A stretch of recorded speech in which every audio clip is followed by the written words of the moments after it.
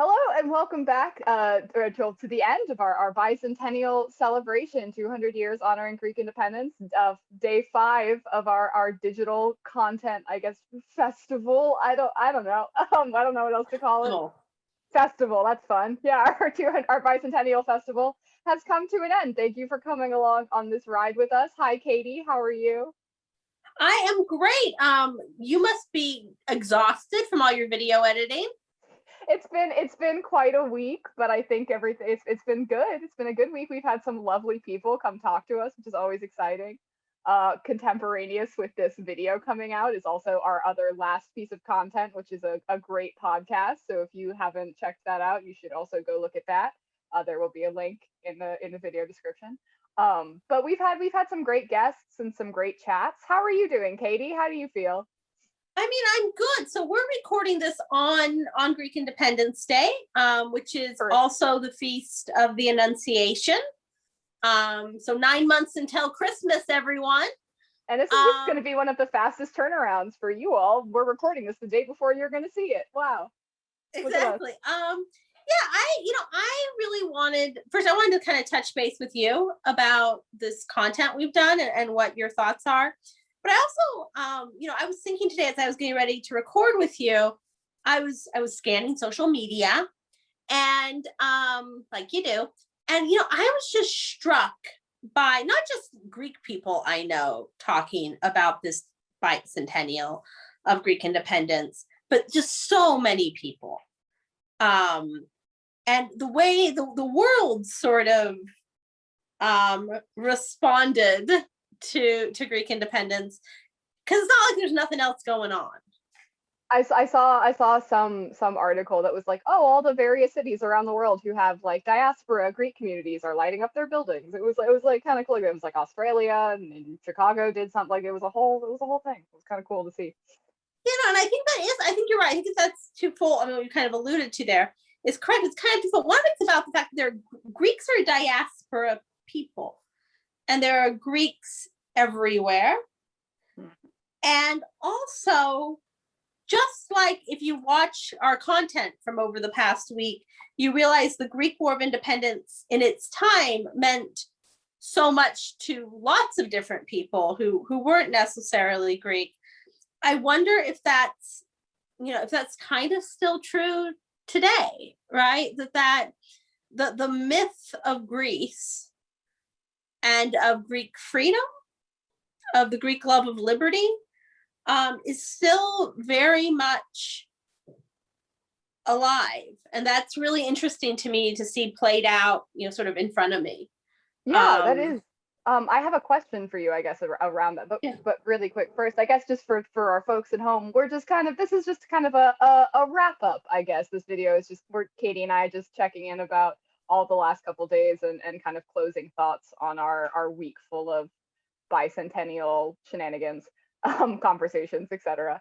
But I guess, kind of what you're talking about, this idea that like a lot of our videos this week have dealt with Philhellenism in some way. I mean, that's been a big part of our conversation in the last couple of days with all of this.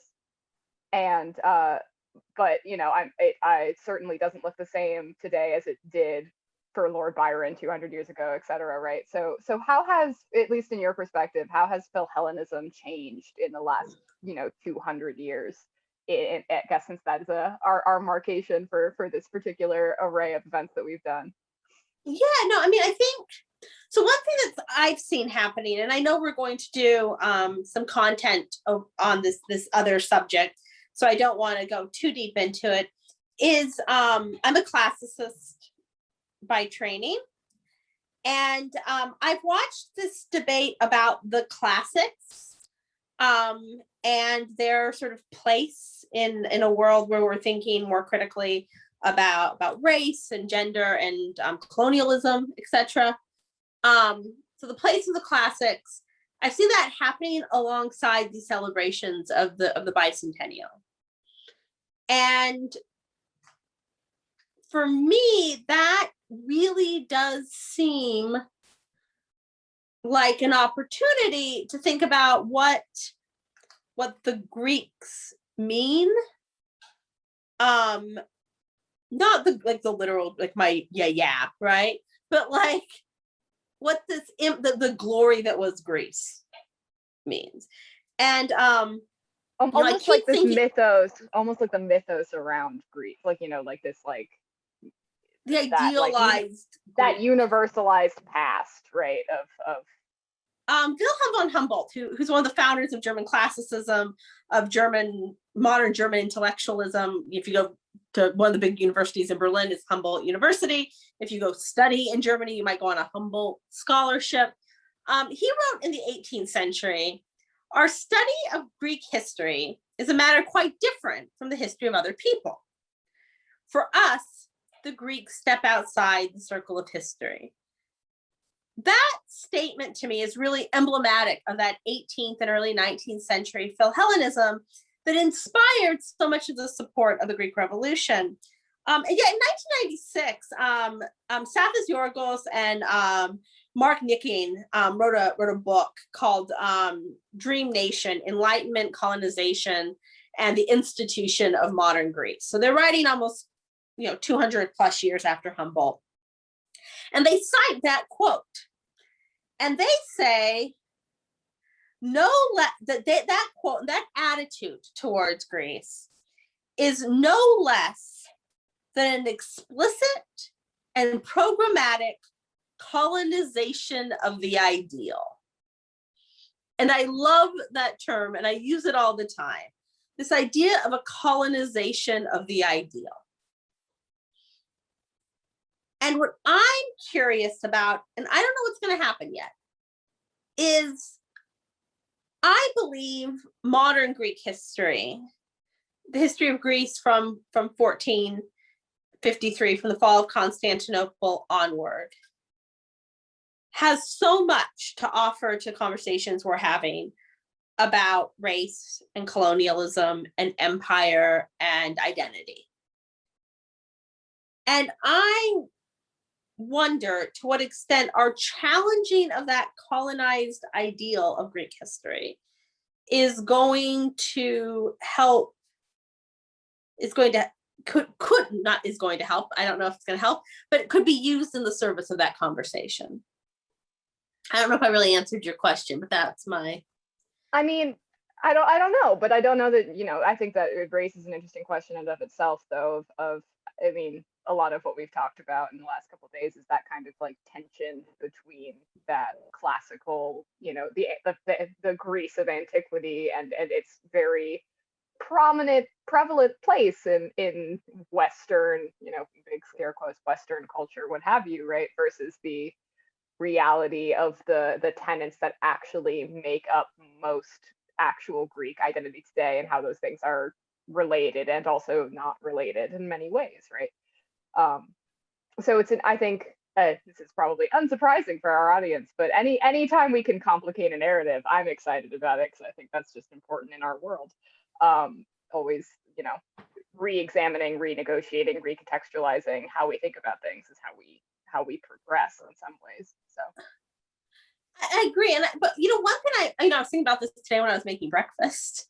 One thing I do think is true. There's this problem, I guess, where people kind of conflate like Thermopylae, the Greek War of Independence, Ohide, like it all becomes one story, right? But I do think,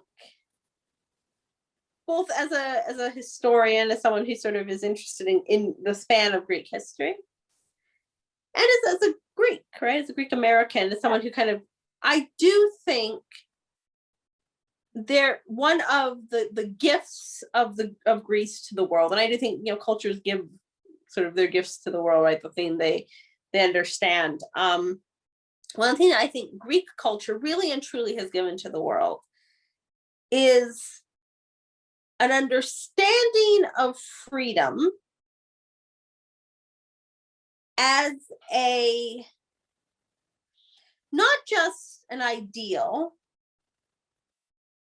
but as a value worth fighting for and worth dying for. And I don't know necessarily if if you look at the whole span of human history and cultures, many cultures have embraced that idea, right?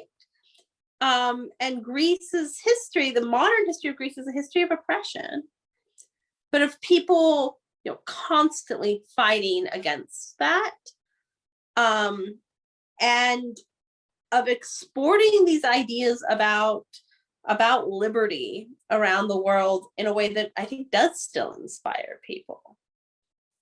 I mean, maybe that's my little national, wave the Greek flag.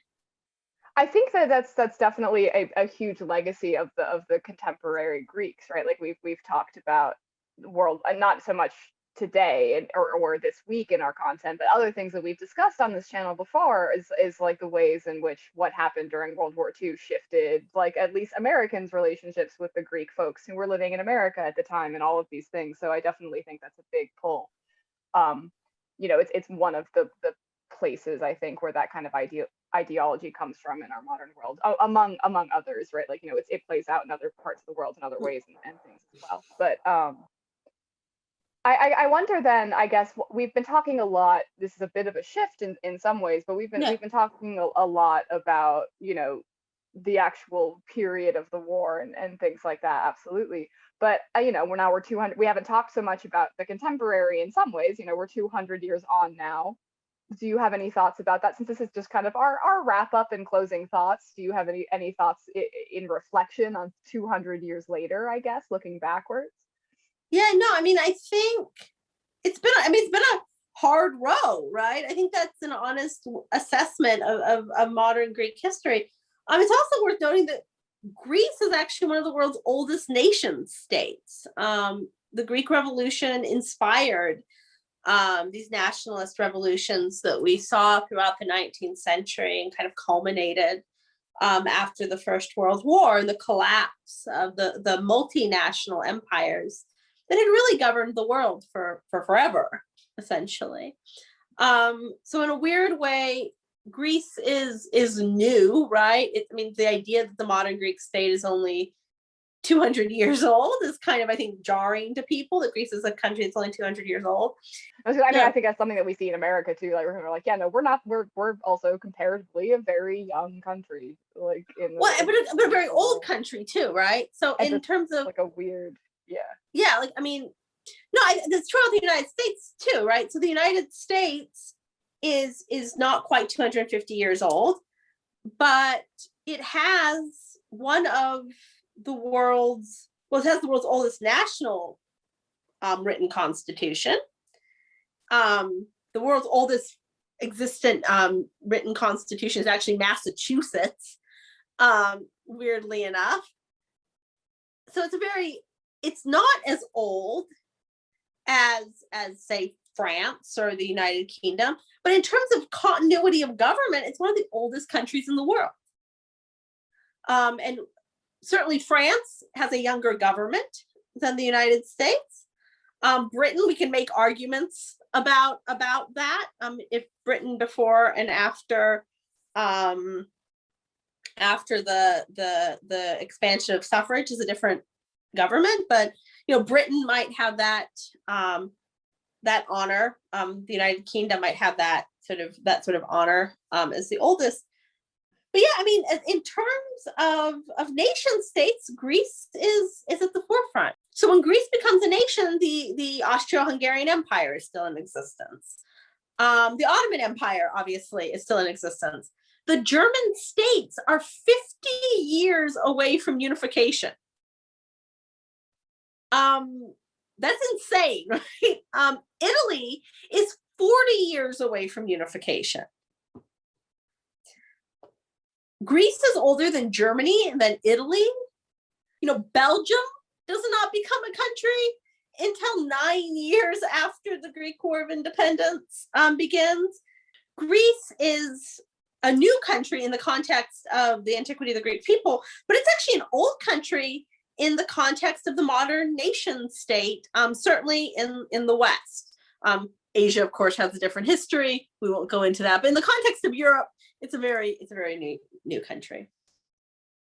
Yeah, and that's also honestly something that I think is so fascinating to look at, is just that kind of, again, that tension between the fact that like the country as it currently stands is young in the grand scheme of things compared to like Greek culture and identity, etc. I mean, because and I'm not just talking about like antiquity and the classical past, but also that I think I mean, feel free to correct me if I'm wrong, of course, as always. But you know, the a lot of the things that seem to shape Greek identity involving the time spent as a part of the Ottoman Empire and things like that. Yeah. So it's not just that it's an old community culture in the sense that it's that classical past, but also the years under the Ottoman rule and before that, and also the years as part of the Roman Empire and Byzantine past and all of that kind of. I know that Rome and Byzantine are kind of the same and also not the same depending on how you're talking about it, but you know. Greeks in the Byzantine Empire were calling themselves Romanoi. Yeah, well Roman. into the 15th century. Right. Yeah.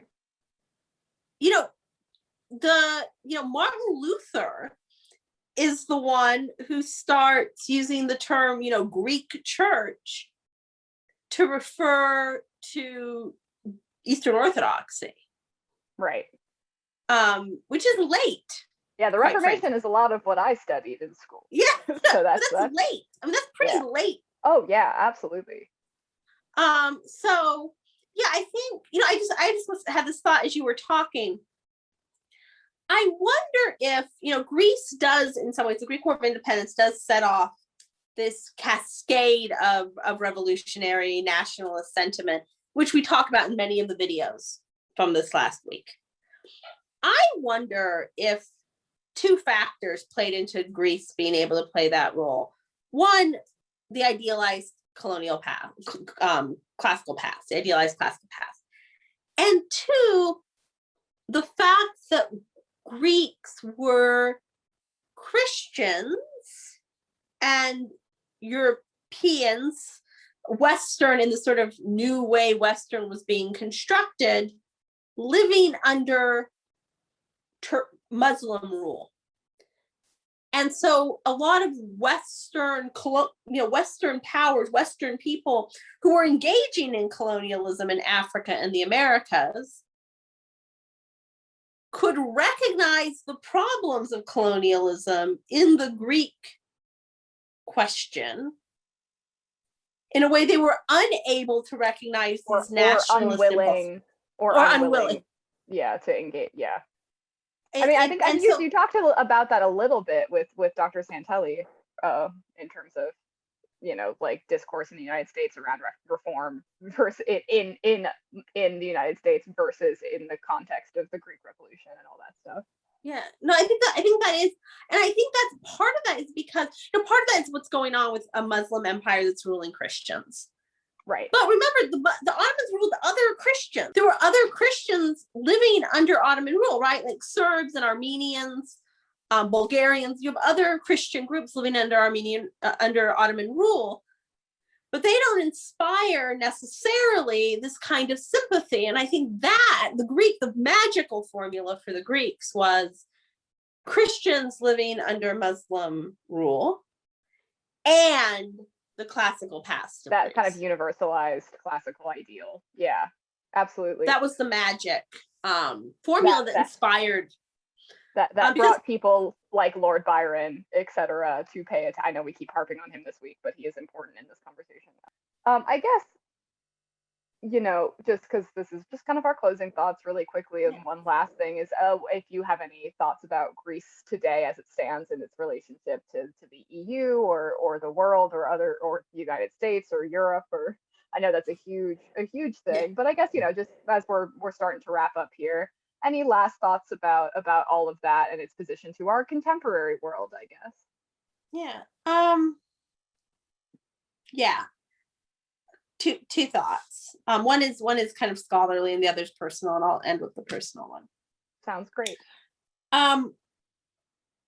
Greece is, for all of its tribulations in the 20th and 21st century, I think Greece remains a symbolically important and I would argue, strategically important country. Greece is at this point the EU's border with the Middle East. Greece is, and just like for all time, Greece, the Greek islands find themselves at the crossroads of the world. And that never goes away.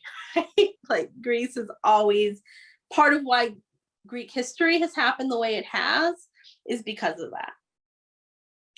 And at some level, the future of Europe was tested in the Greek economic crisis. The European Union was tested in the Greek economic crisis. A test I think they passed thus far. Obviously, I don't know what's going to happen with the dream of a united Europe is like centuries old. I don't know what's going to happen, but I think Greece is part of that future. The other place I think Greece is an important player is it is the most westward looking, future looking of the Orthodox countries. And Greece has a pivotal role to play, as far as I'm concerned, in negotiating Orthodox Christianity's relationship with modernity, which is something that is going to have to happen in the next 50 years. And so Greece as the most, I think, Western looking Orthodox country, and I know the Montenegrins now are bringing their pitchforks, but we're going to say Greece is the most Western. It's certainly a member of the European Union. Montenegro is not yet. Montenegrins, you can send your hate mail to Cairo Die, National Hellenic Museum. Please don't. I would really prefer not. So I think Greece has this important role to play in the future of Orthodoxy's encounter with modernity, which has been delayed by the tides of history and is going to have to happen. Greece has an important role to play as an Orthodox nation in negotiating Europe's future with Russia. It has an important role to play as a sort of Middle Eastern, quasi-Middle Eastern power in negotiating Europe's role with the Middle East, and that's important. So I think there's that. That's my sort of scholarly answer. My personal answer is everywhere I go in the world, not now, but in real life, Cairo can attest to the fact I travel a lot. She says sitting in Paris at the moment. But wherever I go in the world, there are Greeks and there are Philhellenes. There are people who love Greek culture. And to be born into a Greek heritage is in some ways to be born into a kind of cosmopolitanism. Not to say Greeks cannot be, clannish and inward looking and all those things, but there is this cosmopolitanism to Hellenism that is partial to, part and parcel to who we are. And the celebrations around the Greek War of Independence, these conversations we've had over the past week, have really brought that home to me, and how rich and alive this tradition is, and what a responsibility it is to be the caretakers of that tradition, because as the Greek word for tradition tells us, tradition is not something we receive, it's something we hand over. Oh, that was a lovely thought, I think, to end on. That was a very, I have some occasion. I know it's a good wrap up, I think, of this conversation, but also, I mean, that kind of closing thought of I guess maybe that's a part of our thesis for this week, I guess, in some ways, in having all of these conversations. Not that we set out with like a specific thesis for this week, but I think that we did. We were wanting to talk about what it means, what does Hellenism mean in that moment in history where the Greek nation state is formed, and what does it mean going forward? What does it mean now, and how are we still navigating and negotiating those things, because they're always in flux. It's not, I think, a big lesson in history for those who have spent a lot of time studying it is that all of these things, the ideas, movements, whatever, meaning in history is not static. It's always in flux, whether that's what Hellenism means, whether that's what, And history is always going to identity be means, all of these ideas are always in flux, and they're always being recontextualized and renegotiated to meet their moment. So I mean, and history is always going to be predominantly about the present interpretation of it. exactly.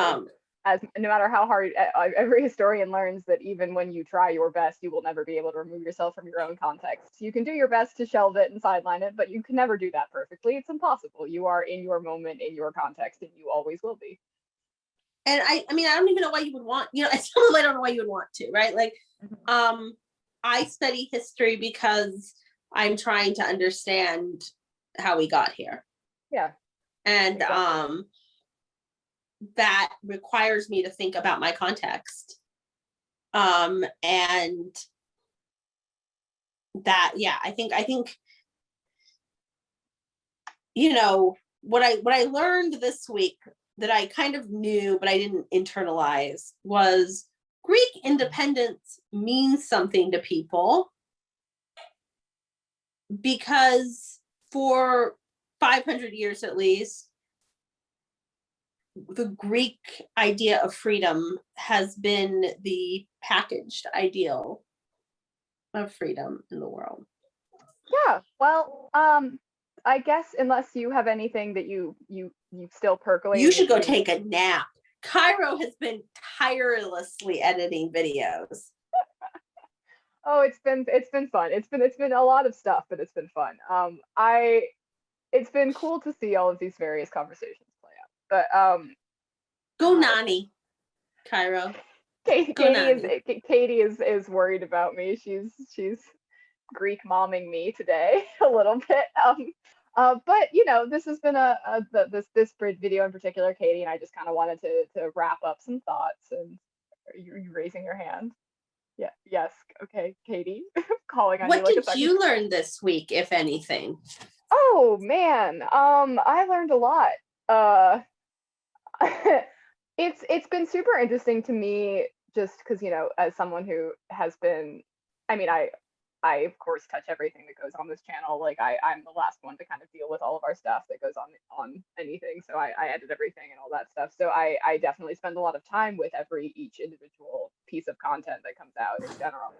But I think that something that I found super interesting in doing all of this is the ways in which different folks come at similar ideas, I guess, or the way they think about things. Maybe that sounds odd. And I guess a lot of this is coming from the comparison between the conversation we had with our lovely artist friends, Anthony and Tom, who you should absolutely go check out that podcast. It is also out today. But that conversation, I guess, just to plug that a little bit, this is why it ended up going on the podcast as well, is it's a little bit more of a casual conversation about the way Greek identity has shaped individual experience versus those. So I guess so an interesting thing for me has been just observing them, I guess, the micro versus the macro, right? I guess that's a better way of explaining it. The ways in which these ideas operate in individual lives and individual people versus these kind of broader cultural contexts that we kind of have been wrestling with, with our other videos on the channel for this week have been largely about, British Philhellenism, American Philhellenism, Greek schools as an organizing principle and movement overall, right? These larger cultural shifts versus the kind of more personal relationship that folks have, I think has been an interesting thing for me to observe. I don't know that it's necessarily I have a neat conclusion about what that means necessarily, but that has been something that I've found super interesting to look at, I guess. And that's always something, I guess, that interests me in general. I've often joked around that I studied history in school, and a large part of that is just because I find people fascinating, because history is ultimately just a collection of stories about people. I'm nosy. That's why I became a historian. There we go, right? I mean, because ultimately at the end of the day, history is just studying what other people in other moments did, right? And what they were doing. So it's ultimately, what other profession can you be I need to read this person's diary, and people are yes, you do. Yeah, it's a very interesting thing to think about. I guess maybe the only close-ish kind of ideas would be psychology or sociology focused, but those things are also very related to each other. I mean, maybe this is a personal thing, but sociology definitely greatly impacts my view of the way we talk about and think about history. I definitely come at that largely from a sociological perspective a lot of the time, personally. But you don't get to like tell other people. Like if you're a therapist, you don't get to tell other people what you learn. I get to tell other people what I learned. That is true. That is very true. I guess that's very true. Yeah, we get to be nosy about someone's personal life and then like shout it from the rooftops, and that's like, good job, you did it. That's what you're supposed to do, which is that's what we wanted you to do. It's great. Yeah. But I guess I found that super interesting of like the kind of relationship, or the ways in which those ideas intersect of like individual identity and experience versus broader cultural shifts and how they are related and also different often is just a really super fascinating thing to observe for me. Again, I don't know that I have like a neat no, I was asking. No, that's great. A neat and packaged like what I learned from that observation this week necessarily. But no, I also like what I did on my summer vacation by Cairo Dine. No, that's not what I was looking for. Yeah, exactly. But I think that's been the thing that's been super interesting for me, just working with these kind of different perspectives at the same time as I'm going through and editing everything that we're doing. In that podcast episode, you bring up, and then we all kind of discuss for a little bit that idea of like being an observer in some ways and like what you're learning, and I think honestly that is my role a lot of the time with my job, and so it's been interesting to hear you guys talking about that and then like thinking about that in terms of my role as like the non-Greek who's a part of a lot of these conversations, but also on the flip side, my role is like being an editor for conversations that I was actually not present for sometimes, and you know, it's just an interesting thing to kind of negotiate, I guess.